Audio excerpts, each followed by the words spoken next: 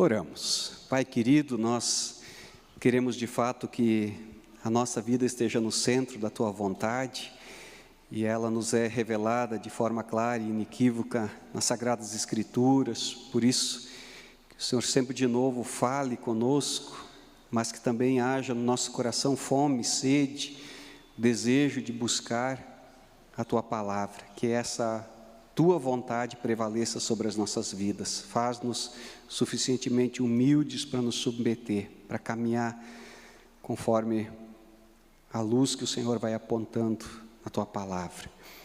Pai, que nesse tempo de comunhão também o Teu falar aconteça nas nossas vidas, através dessas músicas que vamos cantando, através da palavra pregada, através da informalidade dos nossos relacionamentos, dos nossos contatos, conversas. Enfim, Pai, Te revela a nós. Abra a nossa mente, o nosso coração e ministra as nossas vidas em nome de Jesus. Amém, Pai. Obrigado. A comunidade pode sentar. Leonir já está por aí, mais ou menos, né? Com as coisas instaladas, apartamento já dá para habitar. E à medida que ele chega, eu vou saindo, né? Então, eu me sinto muito estranho ainda, mas tudo bem. Hoje, então, temos o penúltimo culto da minha parte, né? Depois eu vou continuar participando, mas de outra forma. Bem, domingo passado nós falamos sobre, na perspectiva ainda do ano novo, que adentramos, 2025, que a gente deve planejar o ano, planejar a sua vida, olhar para o futuro numa perspectiva diferente do que o mundo faz. Usamos a carta de Tiago, capítulo 4, como lema, como tema, e ali Tiago diz claramente que vocês que dizem, ouçam o seguinte: vocês dizem aí, hoje e amanhã iremos para essa e aquela cidade, passaremos ali um ano, faremos negócio e ganharemos dinheiro.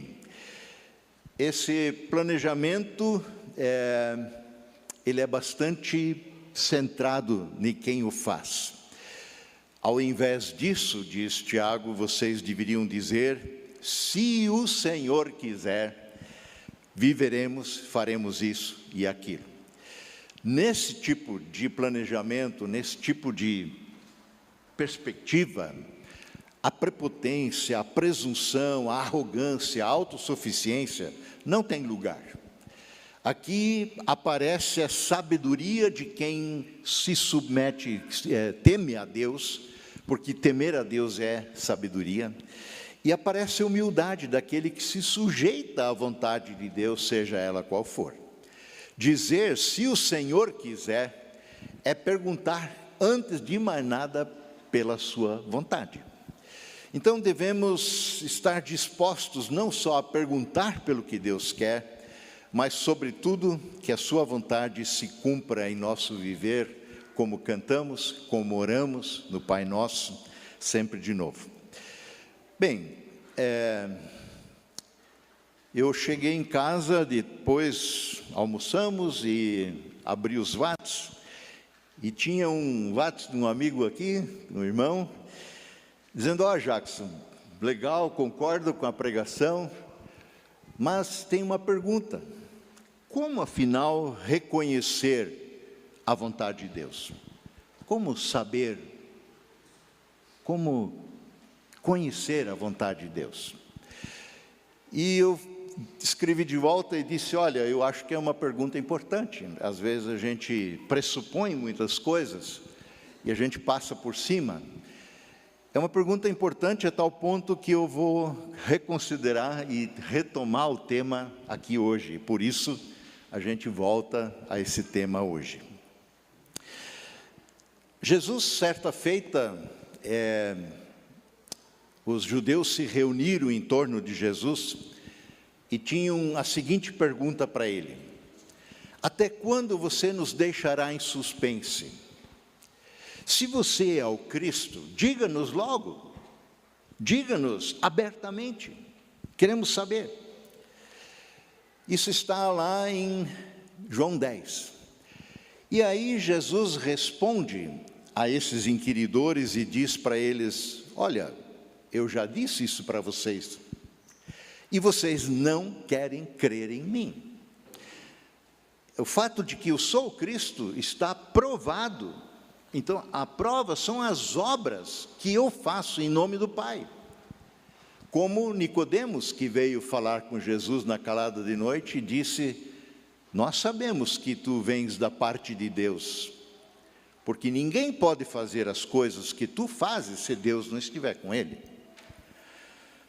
Mas vocês não creem em mim, porque não são minhas ovelhas. E aí ele diz: minhas ovelhas ouvem a minha voz, eu as conheço e elas me seguem.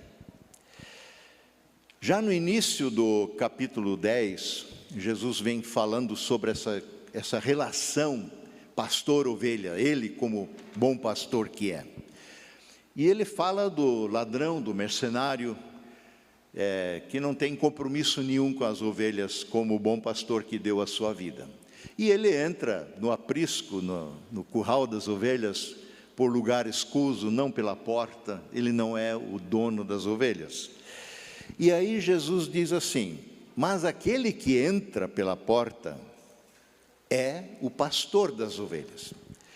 O porteiro lhe abre a porta, as ovelhas reconhecem sua voz, do pastor, Jesus, e se aproximam dele, porque é uma voz familiar, é uma voz amigável, é uma voz que eles conhecem, confiam. Ele, o pastor, chama as suas ovelhas pelo nome, ele as conhece, ele nos conhece, ele te conhece, e as conduz para fora do aprisco, para a vida onde há pastagem, águas, e a vida acontece. Depois de reuni-las, segue Jesus, vai adiante delas, elas o seguem, porque conhecem a sua voz. Nunca seguirão um desconhecido, antes fugirão dele, pois não reconhecem a sua voz. Então, observem aqui quantas referências existem nesse pequeno trecho sobre esse relacionamento entre pastor e ovelhas, entre Jesus e nós, sua igreja. Conhecer, ser conhecido, tem a ver com relacionamento. O relacionamento existe para nos conhecermos. Sem se relacionar, você não conhece uma pessoa.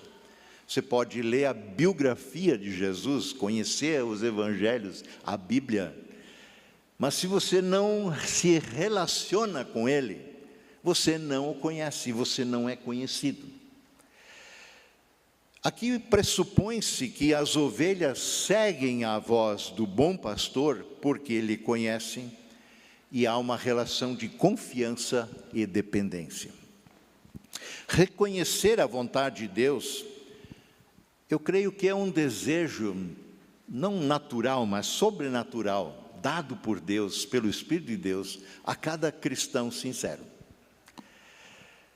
Em um mundo cheio de vozes estranhas, distorcidas, vozes enganadoras, nós queremos ter certeza de que estamos ouvindo e seguindo a voz certa, a direção certa. A boa notícia é que o Senhor deseja se comunicar conosco. E Ele, o nosso Deus, não é um Deus surdo e mudo, não é um Deus indiferente, não é um ídolo que você carrega para lá ou para cá e manda nele e você o construiu. Nosso Deus é um Deus que intervém, como diz Schaeffer, o Francis Schaeffer. Ele não nos deixa confusos. A Bíblia não é um livro de mistérios, mas Ele quer nos guiar de uma forma clara e amorosa. E hoje, como eu disse, então nós vamos refletir um pouco mais como discernir, conhecer e reconhecer a vontade de Deus em nossas vidas e para as nossas vidas. Paulo diz em Romanos 12, verso 2, o ideal seria ler o 1 junto, mas eu quero me deter um pouco a Romanos 12, 2. Paulo diz o seguinte: e não vos conformeis com este mundo, assim na versão do Almeida. A NVI diz, não se amoldem a este mundo, não enquadrem sua vida na formatação do mundo, não se adaptem a esse mundo, é isso que a NVI está dizendo. Não imitem seu comportamento, o comportamento do mundo e o seu costume, na nova versão transformadora. A palavra, enfim, que Paulo usa para não se adaptar, se conformar, é suschematizestai. É um palavrão. Mas a raiz dessa palavra, esquema, S-Q-U-E-M-A, a raiz dessa palavra significa a forma exterior. E a forma exterior varia dia após dia, ano após ano, nas circunstâncias em que vivemos. A formatação de uma pessoa com 17 anos é diferente daquela de quando ela tiver 70. Basta você olhar no espelho e ser sincero com você mesmo, né? Você não é o mesmo na formatação com roupa de trabalho e quando vai vestido para um jantar, para um casamento, por exemplo. A formatação de uma pessoa, ela está em contínua mudança. E de maneira que Paulo então vai dizer, não tentem amoldar a sua vida com as modas, o jeito de viver e ser do mundo. Não sejam como o camaleão, que se adequa de tal forma com o seu meio que você nem o reconhece. Nós não somos agentes secretos de Cristo. Nós somos sal da terra, luz do mundo. Somos chamados por Jesus no Sermão do Monte a não acender uma lamparina e colocá-la debaixo do balde, onde se esconde a sua luz, mas ela fica visível. Somos como uma cidade edificada sobre um monte. Por isso, é o que Paulo está dizendo em Romanos 12, não se conforme com esse mundo, não sigam o mundo, não deixem que o mundo dite o jeito que vocês devem ser. Mas, segue o verso 2, transformai-vos pela renovação da vossa mente, do vosso entendimento. A nova versão transformadora diz, deixem que Deus transforme vocês por meio da mudança do seu modo de pensar. Paulo vai dizer aos Coríntios, 1 Coríntios 2, que nós temos a mente de Cristo. A partir do momento que cremos em Jesus, recebemos o Espírito Santo, nós temos a mentalidade de Cristo. Nós começamos a pensar como Cristo pensa, como Ele gostaria que a gente pensasse. E como isso é possível, então? Por meio de uma vida transformada pela fé em Jesus Cristo. Aqui, o verbo transformar, que Paulo usa em Romanos 12, 2, é metamorfó. Dali deriva no português a palavra metamorfose, que a gente conhece. Ela é junção de duas palavras, metá, que significa mudar, e morfé, que significa forma, configuração. É mudar a forma, mudar a configuração. Portanto, tem a ver com transformar, como temos no português. E transformar é muito mais do que promover uma pequena mudança, uma alteração aqui e ali, uma adequação, uma adaptação, um amoldamento ao estilo cristão de vida. Muita gente acha que você se torna cristão por osmose, convivendo na igreja, você automaticamente vira crente, por assim dizer. Porque ali você tenta imitar o que as pessoas fazem, o que elas não fazem. Mas não é isso que a Bíblia fala. A Bíblia fala em novo nascimento por meio da fé em Jesus, que é algo muito radical. Se você não nascer de novo, pela fé, pelo Espírito Santo, você não entrará no reino de Deus, diz Jesus na conversa com Nicodemos, que veio com aquele papo mole de que nós sabemos que tu vens de Deus, tu fazes grandes sinais. A Bíblia fala em conversão, e aí a palavra de novo é metanoia, ou metanoia, que tem a ver com mudança de pensamento, tem a ver com mudança de rumo, tem a ver com mudança, com arrependimento. Você caminhava longe para longe de Deus. A conversão é você se volta para Deus, você é voltado e caminha em direção daquilo que Deus quer. A Bíblia fala em nova criatura ou nova criação. Paulo diz em 2 Coríntios 5,17, se alguém está em Cristo, é nova criatura. As coisas antigas já passaram, eis que se fizeram novas. Então aqui Paulo fala em metamorfose. Deixem que Deus os transforme, metamorfeie, por meio de uma mudança no seu modo de pensar. E o versículo conclui, ainda não terminou o versículo, então, não se conforme com o mundo, deixe que Deus transforme vocês pela sua mentalidade nova, para que experimenteis qual seja a boa, agradável e perfeita vontade de Deus. A NVI vai dizer, para que sejam capazes de experimentar e comprovar a boa, agradável e perfeita vontade de Deus. Até ali, sem Cristo, sem o Espírito Santo habitando o nosso coração, não é possível discernir, compreender, desejar a perfeita, boa, perfeita vontade de Deus e agradável. Então o verbo metamorfó, transformar, significa uma transformação profunda, uma mudança na nossa formatação interior.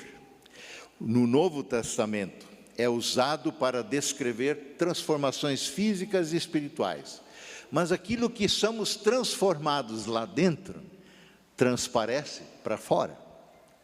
Às vezes, até na forma como você se veste, como você se comporta, nas coisas que você faz, na forma que você fala. Então, o termo implica em uma mudança que não é meramente superficial, não é uma reforma, uma recauchutagem, mas envolve uma alteração essencial da nossa natureza, que deixa de ser carnal, passa a ser espiritual. Uma alteração essencial em nosso caráter, que agora é mudado dia a dia, à semelhança daquilo que o Espírito Santo vai fazendo na gente. O fruto do Espírito é amor, alegria, paz, bondade, benignidade, fidelidade, mansidão, domínio próprio. Contra essas coisas não há lei. É tão radical essa mudança quanto a metamorfose pela qual passa uma borboleta, por exemplo. É colocado um ovinho, geralmente couve de folha de couve, elas gostam, né? Um ovinho, ele eclode, vira uma lagarta, vai comer toda a tua couve, amanteigada, gostosa, vira uma crisálida, vira uma borboleta. Isso é metamorfose. Quem olha para a borboleta e olha para a lagarta e diz, caramba, não tem nada a ver uma coisa com a outra. Em essência não. Uma rastejava pelo chão, comia folhas verdes, a outra voa por aí, bela, colorida, e se alimenta do néctar das flores. Uma transformação radical. Assim, Paulo escreve aos 2 Coríntios 5,17, que eu já citei. Logo, todo aquele que está em Cristo, pela fé nele, se tornou nova criação. Não é uma lagarta, é borboleta. A velha vida acabou, uma nova vida teve início. Trata-se de uma vida nova e transformada, porque recebemos o Espírito Santo de Deus, que é derramado em nossos corações. Ele tanto atesta junto ao nosso espírito que somos filhos e filhas de Deus, quanto nos ensina, nos faz lembrar o que foi ensinado, nos revela coisas novas a respeito de Deus. Na primeira vez que Pedro anuncia o Evangelho publicamente, ali no contexto de Pentecostes, que as pessoas estavam, muita gente na cidade por causa da festa de Pentecostes, aí a festa judaica, e nesse dia é derramado o Espírito Santo, e as pessoas ouvem aquele barulho, aquele louvor, aquela alegria, e as pessoas perguntando, mas o que é isso? O que está acontecendo? E alguns fazem uns comentários maldosos, não, esse pessoal está de cara cheia, bebeu muito vinho. E aí Pedro toma a palavra e diz, não, senhores, senhoras, são 9 da manhã, ninguém está embriagado, o que vocês estão vendo é que se cumpriu hoje o que o Senhor tinha prometido, ele derramaria do seu Espírito Santo. E aí ele começa a falar de Jesus, do Filho de Deus, que foi crucificado, que Deus o ressuscitou, que ascendeu aos céus, que voltará, que julgará.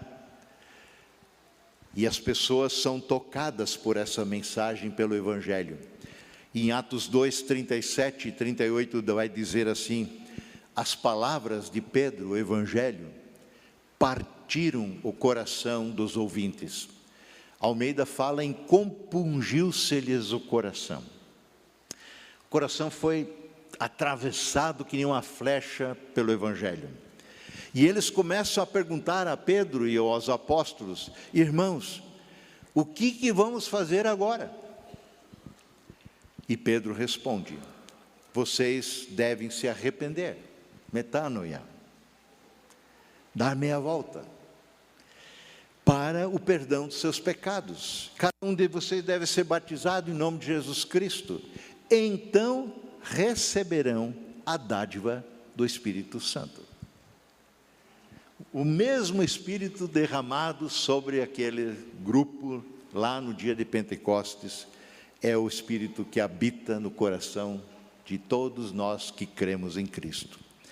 A partir disso, haverá em nosso coração uma sede, uma fome em conhecer e buscar a vontade de Deus e fazê-la. Assim, todos nós como cristãos desejamos saber, afinal, qual é a vontade de Deus para a minha vida. Porque eu sempre andei na minha vontade, sempre fiz o que me dava na telha, sempre achei que eu determinava os rumos da minha vida. O que Deus quer? Queremos ter certeza de que estamos caminhando no propósito dEle, tomando decisões que agradam ao Senhor. Mas como podemos conhecer a vontade de Deus? Continuo fazendo a pergunta e não respondendo, né? Será que Ele nos falará de forma clara? Ou precisamos buscar sinais sobrenaturais? Desvendar mistérios? Não. Eu quero rapidamente passar por alguns pontos que eu creio que podem nos ajudar. Primeiro, Deus fala com clareza. Deus deseja se comunicar com seus filhos e filhas, como eu já disse, e Ele não nos deixa sem direção. Isso já desde o Antigo Testamento é assim. Salmo 32, verso 8, ali é o Senhor que diz: eu o instruirei e eu o ensinarei no caminho que você deve seguir. eu o aconselharei e cuidarei de você. Não seja, portanto, como o cavalo ou o burro, que não tem entendimento, mas precisam ser controlados com freios e rédeas, caso contrário, não obedecem.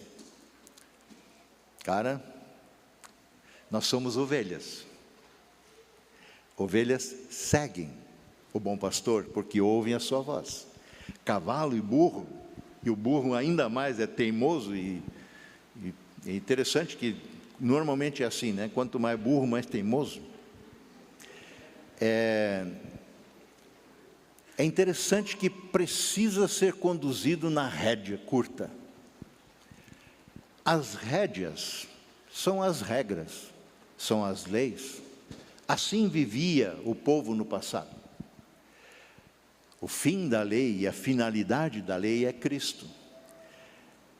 Quando Deus anuncia uma nova aliança em Jeremias 31, farei nova aliança com vocês, não mais como fiz a primeira, dando leis e regras escritas em papel, em pedra, em seja como for, mas agora darei o meu Espírito, e eu inscreverei em seus corações a minha vontade, vocês conhecerão o que eu quero. Então, é uma mudança radical. Nós não andamos na vontade de Deus com rédeas na boca, conduzidos na marra, mas por gratidão, por amor. Ovelhas mansas, humildes, que ouvem a voz do pastor e o seguem. É totalmente diferente.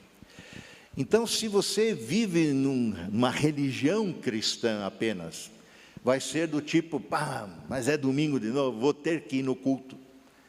Se você está aqui porque tem que, você está, desculpa, mas quase perdendo tempo. Tem que, dizia meu sogro, eu repeti isso 300 vezes aqui, é pau de arrasto. Você não tem que, você tem o privilégio. Você é bem-vindo, porque ama o seu Senhor, Ele te amou primeiro. E o amor que te constrange a estar aqui. Então, esse nosso Deus, Ele quer sim falar conosco e Ele fala. Segundo lugar, conhecendo a Deus através da sua palavra. A vontade de Deus é revelada, em grande parte, está revelada nas Escrituras Sagradas, na Bíblia. Nós temos aí na saída, você pode pegar, está nos sites, né, um plano de leitura bíblica. Eu devo ter uma via aqui, que a gente tem para acompanhar uma leitura durante um ano da Bíblia. Se não pegou ainda, pegue. Se vai começar atrasado, não faz mal. Se quiser recuperar, recupera. Mas não faça disso um tem que. Mas é uma proposta de estar em contato com a Escritura. E por que isso é importante? Voltando ao Salmo, por exemplo, Salmo 119, 105, muitos tiveram esse Salmo no seu ensino, na sua confirmação. Lâmpada para os meus pés é a tua palavra, e luz para o meu caminho. Então a palavra de Deus é fonte primária para entendermos, conhecermos aquilo que Deus quer, que Ele sempre quis. Nela aprendemos os valores, os princípios que regem a vida do povo de Deus, que Ele deseja que sigamos. Não mais por regras, Ele deu as regras. Não conseguimos cumpri-las totalmente e integralmente, só Jesus o fez. Mas há um desejo em fazê-lo em nosso coração. A leitura regular da Bíblia, com o coração aberto, pedindo que Deus dê direção enquanto você lê, estuda, é importante. Antes de buscar respostas específicas na Bíblia, quem sabe, alinhe seu coração com aquilo que Deus deseja e que Ele já revelou nas Escrituras. Mas como você vai alinhar se você não conhece? Se a Bíblia para você é um livro fechado, aí não dá. Então, eu sei que alguns dizem, mas a Bíblia é difícil. É que nem começar, que nem os imigrantes, né, que vieram para cá. Eu gosto dessa figura um pouco. Derrubaram mato, lugar todo cheio de cepo, de pedra. Arar era quase impossível. Não pense que as nossas terras que viajamos aí no Paraná, Paranazão, tudo aquelas plantações, e que era tudo assim limpinho, não. Era horrível. Então, quando você mete um arado ali com um bicho, tranca no cepo, tranca numa pedra, não se incomode. Tira fora, pula, vai adiante. Mais tarde você compreende uma coisa, compreende outra, e o terreno vai sendo limpo. Terceiro lugar, esteja sensível à voz de Deus. Para reconhecermos a vontade de Deus, é necessário sim estar sensível à sua voz. E a voz de Deus é mansa, suave. Lembram Elias, um cessio suave. Deus não falou no trovão, Deus não falou no vento, na tempestade. Deus falou no cessio suave. Deus não grita com você. Ele tem uma voz mansa. Por isso precisamos prestar atenção no meio de um lugar que nós vivemos hoje de tanto barulho. Em João 10, 27, que a gente já leu, Jesus diz: as minhas ovelhas ouvem a minha voz. A sensibilidade para ouvir vem por meio da intimidade com Deus. Quanto mais próximos estivermos dele, mais facilmente reconhecemos seu direcionar. Portanto, dedique tempo diário à oração, à reflexão na palavra, para desenvolver essa sua relação de proximidade com Deus. Podemos chamar isso de uma vida de oração e de comunhão com Deus. A oração é o meio pelo qual buscamos o direcionamento de Deus para a nossa vida. E não o contrário. Muita gente acha que a oração é eu convencer a Deus de que Ele faça aquilo que eu quero que Ele faça. Isso não é oração. Quem sai mudado da oração precisa ser eu. Nós saímos mudados se de fato permitimos que Deus fale conosco. Tiago vai dizer assim, Tiago 1:5, se algum de vocês precisa de sabedoria, peça a Deus, que dá livremente e de boa vontade, ele será concedida. Deus não só nos guia pela sua palavra, mas Ele fala aos nossos corações. Ele dá sabedoria em momentos de oração, de intimidade com Ele. Relacionamentos íntimos, confiáveis, levam tempo. Assim é também com um casal. Começa com um namoro, noivado, um casamento. Leva uma vida toda para nos tornarmos íntimos na nossa relação. Dedique tempo, separe tempo, de preferência cada dia, para conversar com Deus, para buscar sabedoria, para orientar suas decisões, grandes ou pequenas. Quarto lugar, aquiete-se na presença de Deus. Precisamos de silêncio, cada vez mais. A gente dificilmente está em ambiente silencioso, mas não é só disso que eu estou falando, porque todo lugar tem barulho, tem som, tem gente falando. Se não tem nada, a gente enfia um fone de ouvido e vai escutando alguma coisa. Silêncio é diferente de não emitir som. Silêncio é mais do que simplesmente ficar quieto. Eu estou falando aqui em se aquietar na presença de Deus. Aquietem-se e saibam que eu sou Deus. Mas enquanto fazemos barulho, enquanto estamos agitados, não vamos ter essa experiência. Além disso, sempre quando só nós falamos na oração, e não damos tempo para Deus falar com a gente, na nossa mente, no nosso coração, dando-nos insights, né, que a gente chama às vezes, dando-nos percepção. Nossa, eu nunca pensei nisso, será que é isso? E se a gente não cala, não silencia, como vamos ouvir Deus falar? Não vamos nos iludir, isso não é uma coisa fácil, não é fácil. Permanecer quieto, aquietado na presença de Deus.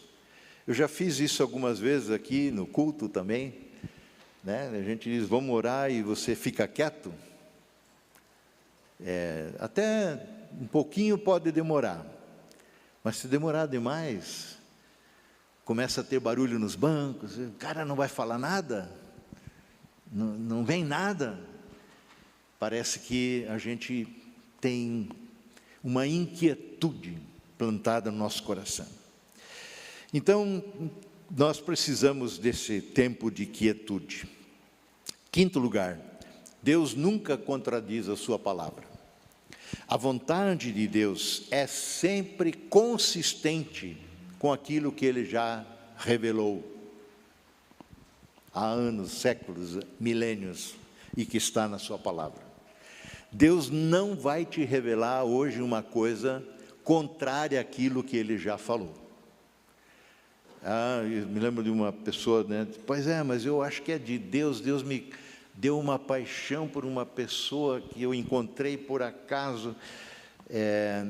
E só pode ser de Deus um sentimento tão forte, tão quente, né, por dentro. Como é que você diz isso? Você não é uma pessoa casada? Então, não atribua isso a uma revelação de Deus, porque não vai ser. Não é essa a vontade dele para você. A vontade de Deus é consistente, ela não muda, ela não é de moda, não é assim, ontem e hoje é diferente. Isaías 40 diz assim, verso 8, seca-se a erva, caem as flores, mas a palavra de Deus permanece eternamente. Jesus falou a mesma coisa, céus e terra passarão, mas as minhas palavras jamais passarão. Se algo contradiz os princípios bíblicos, tenha certeza, não é vontade de Deus. Não adianta fazer ginásticas teológicas. Então, antes de tomar decisões importantes, pergunte, isso está alinhado com os princípios bíblicos? Não basta confiar nos seus sentimentos, eles não são confiáveis. Sentimentos mudam, circunstâncias mudam, a palavra de Deus não. Sexto lugar, a paz interior é um indicador da vontade de Deus. A paz de Cristo é uma evidência de que estamos no caminho certo. Colossenses 3,15 diz assim, Paulo, permitam que a paz de Cristo governe o seu coração, pois como membros do mesmo corpo vocês são chamados a viver em paz. A NVI diz que a paz de Cristo seja o juiz no coração de vocês. Almeida diz o árbitro em seus corações. Ou seja, que a paz de Cristo decida tudo em seus corações. O verbo que Paulo usa aqui, ele pertence, na verdade, ao ambiente do atletismo, do esporte. E é uma palavra que se aplicava já no passado ao juiz, o árbitro, por isso que Almeida traduz por árbitro, que quando havia qualquer disputa, a coisa está emperrada, o juiz tinha a autoridade de trazer paz a essa disputa, dizendo, foi dentro, foi fora, não é falta. Então, que a paz de Cristo seja esse direcionamento. Deus nunca guia através de confusão, através do medo, mas pela paz que excede todo entendimento, como diz Paulo. Então, se uma decisão gera angústia e dúvidas persistentes, ore mais até perceber, sentir a paz de Deus em seu coração. O caminho para operar retamente é designado a Jesus como o árbitro de nossas emoções que muitas vezes estão em conflitos. Queremos isso, queremos aquilo, não queremos mais aquilo. A paz de Cristo assenta as coisas. Se aceitarmos sua decisão, não poderemos agir mal. 7º lugar, confie na direção de Deus, mesmo em momentos de incerteza. Reconhecer a vontade de Deus nem sempre significa entender tudo imediatamente. Provérbios 3, 5 e 6 diz assim: confie no Senhor de todo o seu coração, e não dependa, não te estribe sobre o teu próprio entendimento. Busque a vontade dEle em tudo o que fizer, e Ele lhe mostrará o caminho pelo qual deve seguir. Em Provérbios 15, 21, ele diz também: a insensatez, ou a falta de senso, a imprudência, alegra o coração de quem não tem juízo. Mas quem tem bom senso permanece no caminho certo.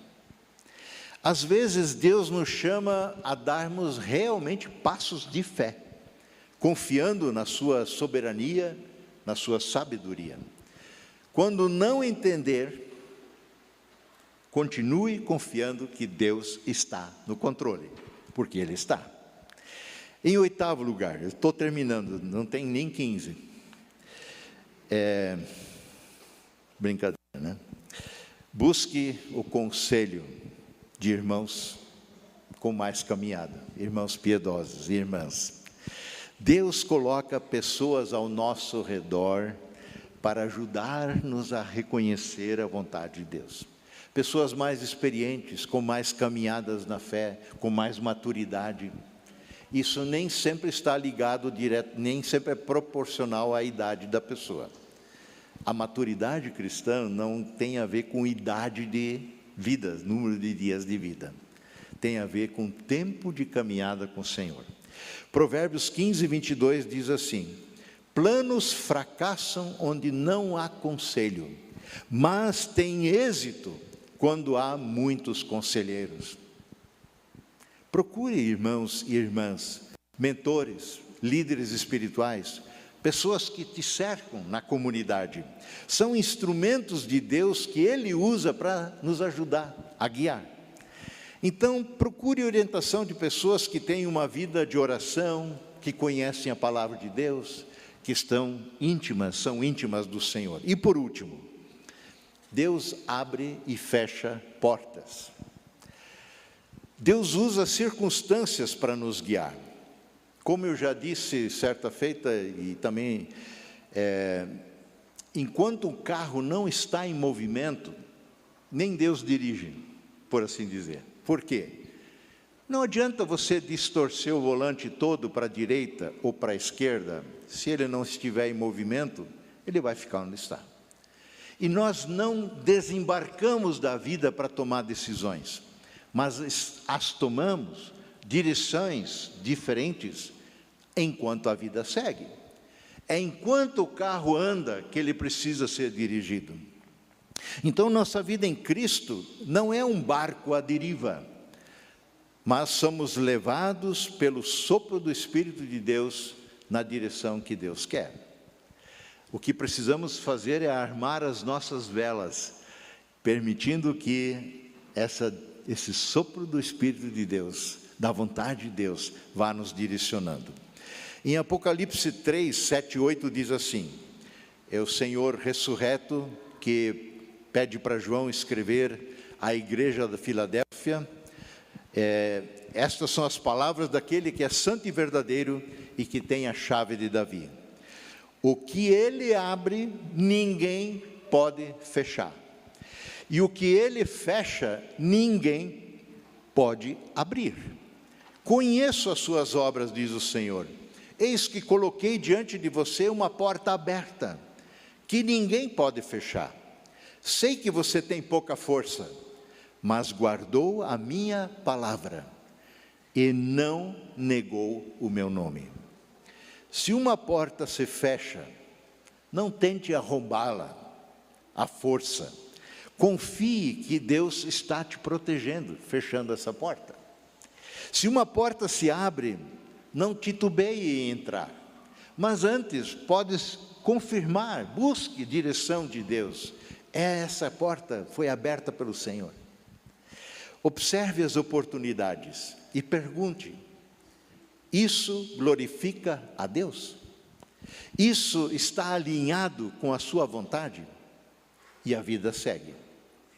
Então, concluindo, reconhecer a vontade de Deus, como vimos, demanda algumas coisas: buscar a sua palavra, ser sensível ao sopro e à direção do Espírito de Deus, à voz de Deus, ter a confirmação da paz de Cristo em nosso coração, estarmos abertos ao conselho de irmãos na fé e confiar na soberania de Deus. Decida hoje buscar a voz de Deus, acima de tantas outras vozes. Quem sabe da sua própria voz, que quer se impor. Quem sabe da voz do mundo. Ah, mas todo mundo faz assim. Quem sabe da voz do diabo, o enganador, o pai da mentira. Conhecer e reconhecer a vontade de Deus não é algo místico, impossível. Afinal, Deus deseja se revelar a nós e nos guiar diariamente. Confia a Ele. O Senhor guiará os seus passos e revelará o caminho certo. Seja uma ovelha que ouve, reconhece e segue.